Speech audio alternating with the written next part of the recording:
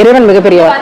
மதுரை, மேலூர் மற்றும் சுற்றி இருக்கக்கூடிய பல கிராமங்களில் பசியாற்றும் திட்டத்தை எடுத்து செஞ்சுட்டு இருக்க நம்முடைய சகோதரிகள் ஒரு ரெக்வஸ்ட் நம்ம கிட்ட கொடுத்தாங்க.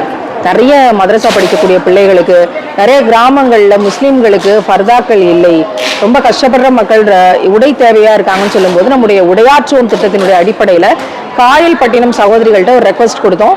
2 நாள் டைம்ல கிட்டத்தட்ட 273 சேலைகள், 1000க்கும் மேற்பட்ட ஷால்கள் இன்னும் எண்ணிட்டு இருக்காங்க மற்ற வேலைகள்.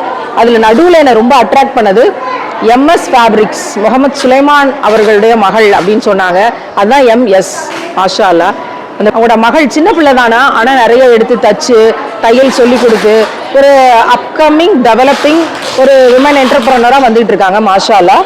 எவ்வளோ அழகா குழந்தைங்களுக்கு ட்ரெஸ் தச்சிருக்காங்க அப்படின்னா, அழகா நாட்டு வச்சு நம்ம இன்னும் குழந்தை பருவத்துக்கு மறுபடியும் போக முடியாதா அப்படின்னு ஏங்குற அளவுக்கு ரொம்ப அழகான ட்ரெஸ்ஸஸ், குட்டி குட்டியா அவ்வளோ க்யூட்டா. எப்பவுமே குழந்தைங்களுக்கு ட்ரெஸ் வந்து ரொம்ப க்யூட்டா இருக்கும் இல்லையா, அதை வந்து அழகா தன்னுடைய கையாலேயே தச்சு அதை டொனேட் பண்ணியிருக்காங்க. பார்த்தீங்களா, இது கிராமத்துல யாரோ ஒரு முஸ்லீம் குழந்தைக்கு இது தேவைக்கு, அவங்களோட கஷ்டத்துல தேவைக்கு போகுது அப்படிங்கும்போது அவங்களுக்கு எவ்வளோ நன்மைகள் வந்து சேரும்னு பாருங்க.